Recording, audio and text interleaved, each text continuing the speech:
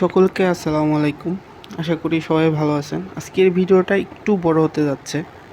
আজকে আমরা আলোচনা করব ফোনে এক্সেলের হোম মেনু। আজকে আমরা হোম মেনুর টোটালটা একটা রিভিউ করব। আমি যদি এটাকে এখান থেকে বাদ দিয়ে দিই, আপনারা একটা এক্সেলে ঢুকলে এইভাবে আপনাদের সামনে আসবে। এখন আপনারা হোম মেনু কোথায় পাবেন? আপনারা জাস্ট এই আইকনে ক্লিক করুন। এখানে এই দেখেন, এই যে হোম মেনু আছে। একটা এক্সেলের সৌন্দর্য বর্ধন করে হোম মেনু এইটা সম্পর্কে যদি আপনার ধারণা থাকে, আপনি একটা এক্সেলকে আকর্ষণীয় করতে পারবেন ফোন থেকেই। আমি এখানে কিছু ডাটা নিয়ে আসি যাতে আপনাদের বুঝতে সুবিধা হয়। আমার কাছে একটা ডাটা আছে, যে ডাটাটাকে আমি কপি করে এখানে নিয়ে আসলাম।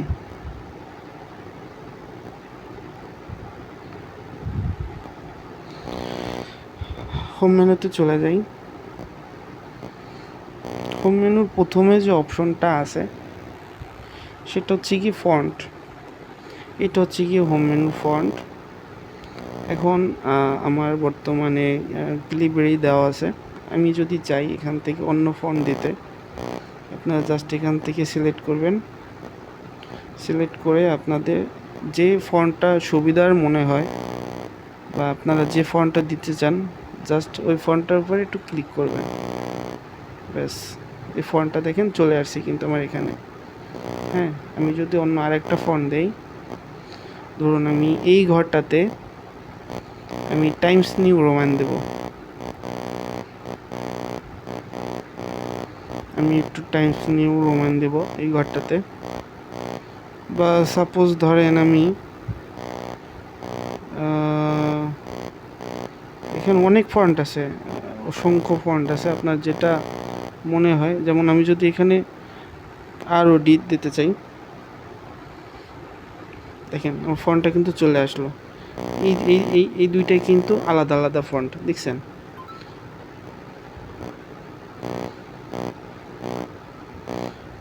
এই হচ্ছে গিয়ে ফন্ট। আমার তো ফন্ট দিলে হবে না, আমার ফন্টের সাইজ দরকার। এর পাশের যে অপশন, এটা হচ্ছে গিয়ে ফন্টের সাইজ। দেখি কি ফন্টের সাইজ বাড়ালে কমালে কেমন হয়। আমি যদি এখান থেকে 48 করে দেই, এখন আমি এটাকে 8 আছে 48 করে দিলাম। এটা কিন্তু বড় হয়ে গেল। যদি এটা আরেকটাতে দেই, একটা খোলা জায়গায় নেই, সুবিধা হবে বুঝতে। এখানে যদি আমি ফন্টটাকে বাড়াই, দেখুন ফন্টটা কিন্তু বাড়ানোর সাথে সাথে বেড়ে যাচ্ছে। এ হচ্ছে ফন্ট। আমি চাচ্ছি এটাকে বোল্ড করার জন্য। এই যে বি অপশনটা, এটা হচ্ছে কি বোল্ড। দেখুন আমি এইটাকে বোল্ড করলাম, এটা হচ্ছে বোল্ড সারা, আর এটা হচ্ছে বোল্ড। দুইটাই কিন্তু ফন্ট 9, কিন্তু এটার থেকে এটা বোল্ড হয়ে গেছে।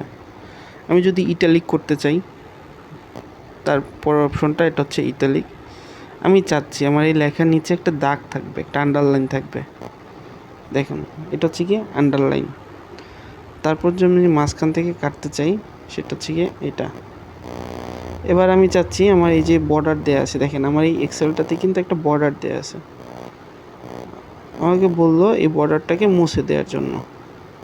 দেখেন আমার কিন্তু মাঝখানে মাঝখানে বিভিন্ন কালারের আছে, বিভিন্ন ফন্টের আছে, বিভিন্ন সাইজের আছে। আমি যদি জাস্ট টোটালটাকে একসাথে সিলেক্ট করি হোম মেনু থেকে, আমি যদি এখানে সাইজটা সিলেক্ট করে দেই, যেমন 10 দিলাম, আমার কিন্তু সব 10 হয়ে গেল। আমি যদি এই ফন্টটাকে যদি আমি সিলেক্ট করে দিই, সব আমার সেম ফন্ট হয়ে গেল। দেখুন এখন আমি চাচ্ছি আমার এখানের এই কিছু অংশের বর্ডারটাকে তুলে দেওয়ার জন্য। আমি জাস্ট আমার যতটুকু আমি তুলবো ততটুকু আমি সিলেক্ট করলাম, বর্ডারে ক্লিক করলাম। আমি এখান থেকে বর্ডারটাকে যদি তুলে দিতে চাই, এই যে ক্লিয়ার অল আছে, ক্লিয়ার অলে দিয়ে দিলাম। দেখেন মাঝখান থেকে কিন্তু বর্ডার নাই। আমি যদি আবার এটাকে বর্ডার দিতে চাই, জাস্ট বর্ডার ক্লিক করলাম। এখন আমার পছন্দ মতো একটা বর্ডার আমি দিতে পারলাম। যেমন আমি চাচ্ছি এখন শুধু মাঝখান থেকে থাকবে, এই দেখেন আমি এই যে এটা হচ্ছে কি সবগুলো। আর যদি আপনি এটাতে ক্লিক করেন, আচ্ছা আমি বর্ডারটাকে তুলে নিই, বর্ডারটাকে তুলে নিলাম। এখন আমি চাচ্ছি শুধু চারপাশেরটা থাকবে। দেখুন এখানে কিন্তু শুধু চারপাশেরটা বর্ডারটা আছে, মাঝখানে বর্ডার নেই। আপনি চাইলে বর্ডারের সাইজও পরিবর্তন করতে পারবেন। বর্ডারের ভিতরে গেলে এই যে লাইন স্টাইল আছে, এখান থেকে আপনি আপনার ইচ্ছা মতো লাইনের বর্ডার সিলেক্ট করতে পারবেন। আমি যদি চাই যে ডাবল আন্ডারলাইন আছে, আমি এই ডাবল এটা দিয়ে দিলাম। এটা দেওয়ার পরে হচ্ছে আমি এখান থেকে বোঝার জন্য দিয়ে দিলাম। দেখেন আমার এখানে কিন্তু সব ডাবল ডাবল হয়ে গেছে, কারণ আমি এখান থেকে ডাবলটা সিলেক্ট করেছি। তাই কালার লাইন আমি চাচ্ছি, এখন দেখেন আমার এখানে কিন্তু সবগুলো বর্ডার কালো কালারের আছে। আমি চাচ্ছি আমার বর্ডারগুলো হলুদ থাকবে। যদি আমি হলুদ করে দেই তাহলে কি হবে,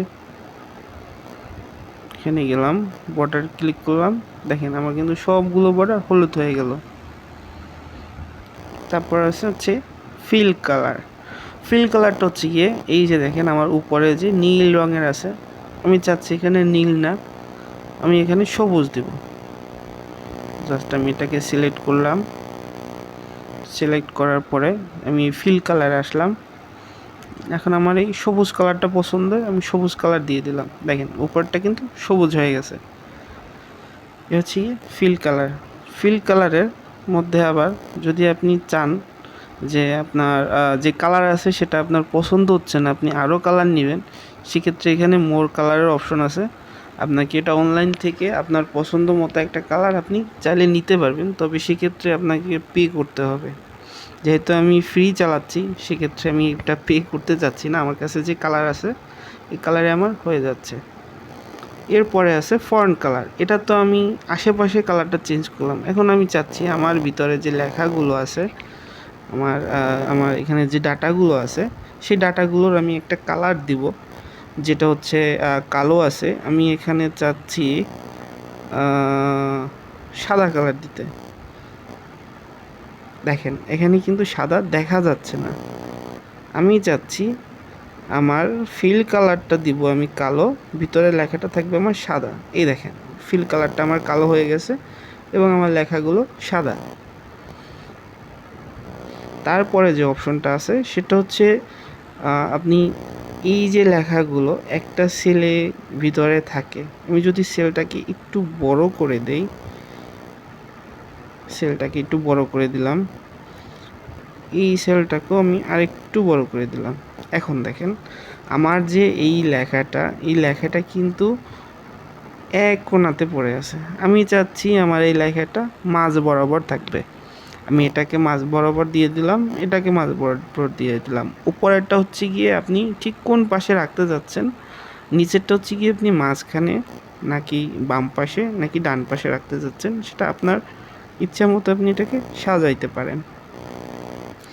পরের যে অপশনটা আছে সেটা হচ্ছে মার্জ অ্যান্ড সেন্টার। এই বিষয়ে আমার চ্যানেলে আরও একটি ভিডিও দেওয়া আছে বিস্তারিতভাবে। আপনি চাইলে এখান থেকে মার্জ করতে পারেন। যেমন আমি চাচ্ছি যে আমার এখানে উপরের যে টোটাল রোটা আছে, এখানে মাঝখান থেকে আমি এই কয়টা একসাথে করে দিব। এখানে আমি একটা হেডলাইন দেব।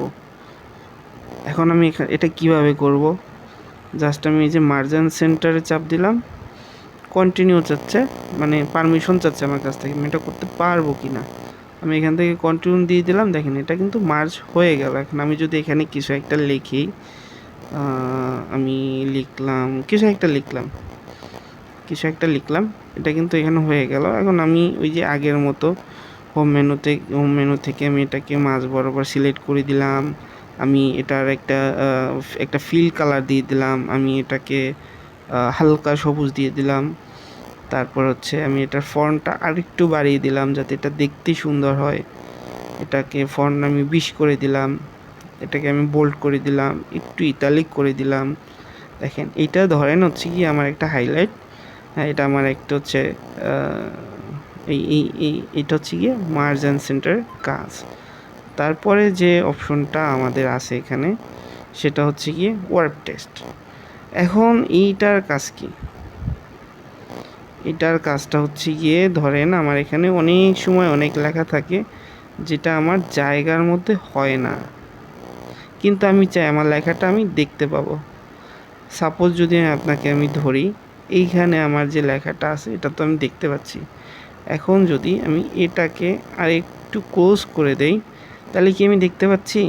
আমি তো দেখতে পাচ্ছি না, কিন্তু আমি চাচ্ছি এখানে যেটাই থাকুক, যে লেখাই থাকুক, আমি সেটাকে দেখব। আমি যদি এই ওয়ার্ড টেক্সটটাকে সিলেক্ট করে দেই, দেখেন এই লেখাটা কিন্তু আমি এখন দেখতে পাচ্ছি। এর মাঝখান থেকে কিন্তু কোনো এন্টার চাপি নাই, কোনো কিছু চাপি নাই। আমি যদি টোটালটা দেখতে চাই, আমি জাস্ট পুরো রোটাকে সিলেক্ট করে আমি একটা ওয়ার্ড টেক্সটে চাপ দিয়ে দিলাম। দেখেন পুরো লেখাটা যেভাবে যেভাবে আছে ঠিক সেভাবে কিন্তু ডাবল হয়ে গেছে, পুরো লেখাটা শো করতেছে। আমি চাইলাম যে আমি এটা করব না, আমি যদি এটাকে আবার ক্লিক করে দিই কিন্তু আবার চলে গেছে। তারপরে আসি ফরম্যাট পেইন্টার। ফরম্যাট পেইন্টারের কাজ কি?